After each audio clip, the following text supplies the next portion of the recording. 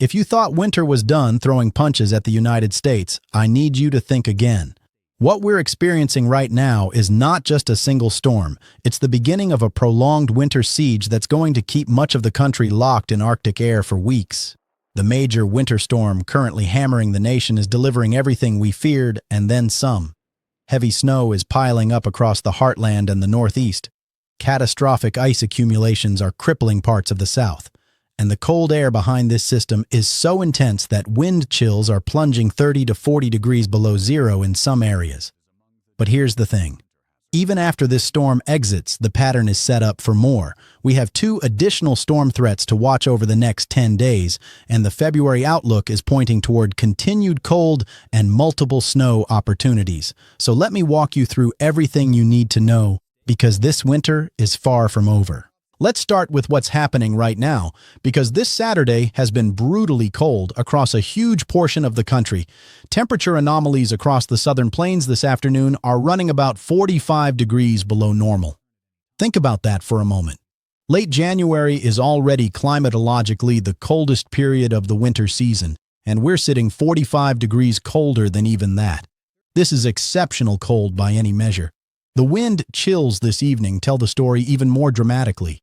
Sub-zero wind chills extend all the way down into the Texas Panhandle near Amarillo, across much of Oklahoma, into northern Arkansas, and through the Ohio Valley. Further north into Minnesota, Wisconsin, and southern Canada, we're seeing wind chills plunging past 30 below zero.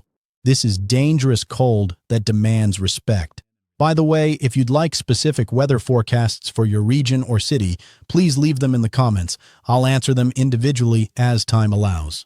Also, if you like the video and subscribe to my channel, you'd be very grateful. Now, let's move on. The winter storm warnings stretch in an incredible arc from New Mexico all the way to Maine and out to Cape Cod. That's nearly the entire width of the continental United States under some form of winter weather alert. Ice storm warnings are in effect from South Texas through East Texas, Louisiana, Mississippi, into Southwest Tennessee, East Tennessee, North Georgia, and the Carolinas. These are the areas where significant and potentially catastrophic ice accumulations are ongoing or imminent. Winter weather advisories fill in the gaps where conditions won't be quite as severe, but travel is still going to be hazardous. The moisture feeding this beast is funneling north and eastward out of the eastern Pacific Ocean.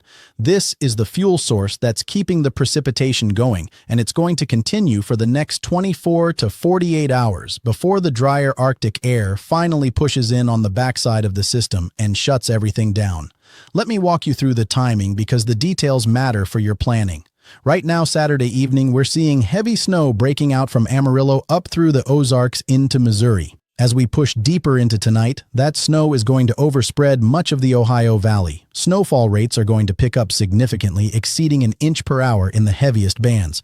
At the same time, the ice storm is really going to ramp up in earnest across East and South Texas, pushing through Arkansas, into western Tennessee, and up into southern Kentucky.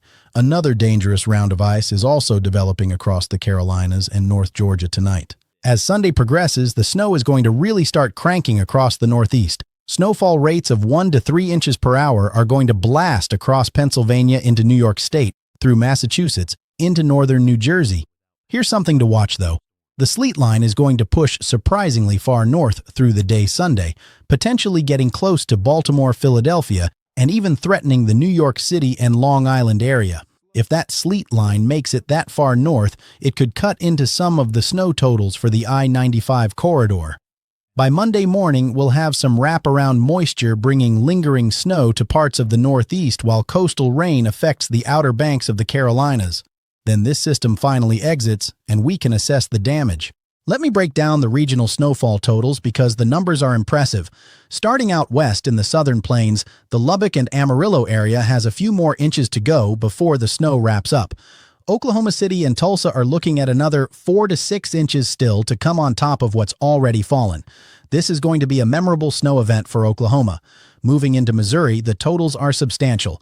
Branson, Springfield, Jefferson City, and St. Louis are all looking at 6 to 12 more inches of snow before this system is done. Fayetteville in northwest Arkansas has about 6 additional inches on the way. These are significant accumulations that are going to create travel nightmares and potentially some structural concerns with the weight of the snow. The Ohio Valley is where things really get impressive. The snow is just now beginning to overspread this region and will become heavier overnight into Sunday morning. We're looking at a widespread 12 to 18 inches from southern Illinois through southern Indiana into much of Ohio and the northern portions of Kentucky extending into Pennsylvania. Indianapolis, Bloomington, Evansville, Mount Vernon in Illinois, Cincinnati, Columbus, and up toward Akron are all looking at a solid foot to foot and a half of snow. Northern Kentucky, just north of Lexington, should see around a foot. The Lexington metro itself is looking at about 4 to 5 more inches because you're closer to that mixing line where sleet could cut into totals. Pennsylvania is going to get hammered. Pittsburgh, State College, and Harrisburg are all looking at 12 to 18 inches of snow. The totals decrease a bit as you head into northern Virginia and Maryland, where more sleet and freezing rain is going to mix in, but those areas should still see 6 to 8 inches of snow at the onset before the transition to mixed precipitation. The Northeast is the jackpot zone with this storm. Boston, Hartford, New York City, Albany, and Providence are all looking at potential for 2 feet of snow, mainly falling Sunday into Monday. This is going to be a classic major Northeast snowstorm with high snowfall rates and significant accumulations across a wide area. Down East Maine from Portland to Augusta is also looking at 1 to 2 feet. Even Caribou in far northern Maine picks up about a foot. Now let's talk about the ice, because this is where the most dangerous and long-lasting impacts are going to occur. The ice threat stretches from Texas all the way to the mid-Atlantic coast, and some of these accumulations are going to be devastating.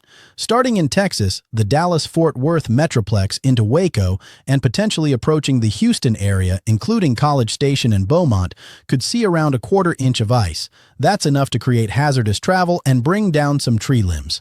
Moving east into Louisiana and Arkansas, Shreveport, Monroe, Little Rock, and Pine Bluff are all in the significant icing zone. Memphis is facing a nasty ice event. Jackson, Mississippi is in the same boat, but the area I'm most concerned about is Tupelo, Mississippi, where ice accumulations could exceed an inch. That level of ice is catastrophic. It snaps trees, brings down power lines, and causes damage that takes weeks to repair. Power outages in that zone could last well over a week. Through the Tennessee Valley, Nashville is looking at a 1/4 to 1/2 inch of ice. Lexington, Kentucky, and the Charleston, West Virginia area are in a similar range. The Roanoke and Richmond areas of Virginia could see up to 3/4 of an inch of ice, which is extremely serious. Down into the Carolina, Piedmont, and Georgia, Charlotte, Raleigh, Greenville, Columbia, and Atlanta are all looking at a few tenths to a 1/4 inch of ice or more. Any ice accumulation in these areas is significant because of the vegetation and the infrastructure that can be damaged. After this storm clears out, you might think we get a break. We do not. The polar vortex is setting up shop over eastern Canada next week, and it's going to pivot pieces of energy around through the Great Lakes and into the Northeast as we close out January. What this guarantees is more Arctic air flooding into the eastern United States. Between Monday, January 26th and Saturday, January 31st, it's going to be relentlessly cold east of the Mississippi River. The western United States will actually see some milder trends, particularly into western Canada, where temperatures will run significantly above normal for January, but the east is staying locked in the freezer. The wind chill forecast for early next week is brutal enough that we could see school delays or cancellations on Monday morning across a wide area. Wind chills will drop to 30 to 40 below zero across Minnesota, Wisconsin, and Ontario. But here's the part that really stands out. Sub-zero wind chills are going to extend all the way down to Dallas-Fort Worth, Little Rock, Memphis, Nashville, Lexington, and into central Kentucky by Monday morning. These are areas that rarely see this kind of cold, and it's dangerous for communities that may still be without power from the ice storm. Tuesday morning remains bitterly cold across the upper southeast, the Ohio Valley, and the Northeast with sub-zero readings. Wednesday morning, same story. Thursday, Friday, Saturday morning, the cold just keeps reinforcing. This Arctic air is not going anywhere anytime soon. Now here's where things get really interesting. With this cold air locked in place, we have to watch for additional storm development. The pattern is primed for it. A ridge of high pressure is promoting milder temperatures out west, but that same setup is going to encourage the polar vortex to release pieces of energy that dive southward and potentially develop into storms along the east coast. There are two distinct windows I'm watching for potential significant weather. The first opportunity comes midweek, around Wednesday, January 28th through Friday, January 30th. The polar jet stream is going to eject a piece of energy southward.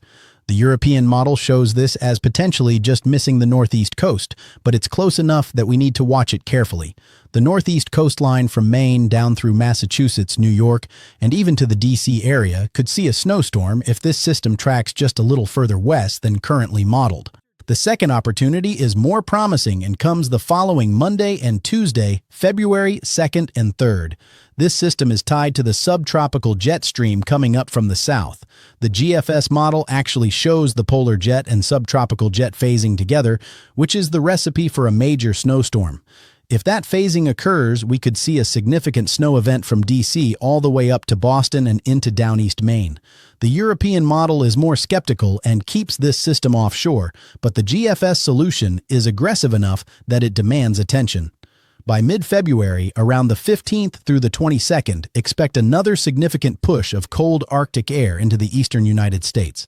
The pattern shows ridging out west with cold air focused on the east, similar to what we're experiencing right now.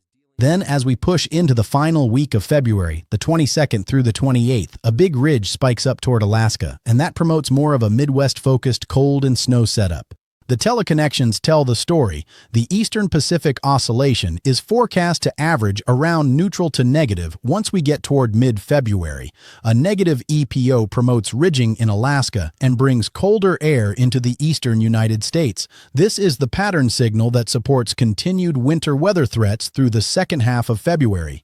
So what's the bottom line from everything we've covered? The current storm is going to wrap up by Monday with historic snow totals across the Ohio Valley and Northeast and catastrophic ice across the South. Arctic air immediately reinforces with dangerous wind chills lasting through the end of January. We have two potential storm systems to watch in the January 29th to 30 and February 2 to 3 timeframes, with the second one looking more promising for significant impacts. And February is shaping up to be an active month with multiple cold shots and snow opportunities,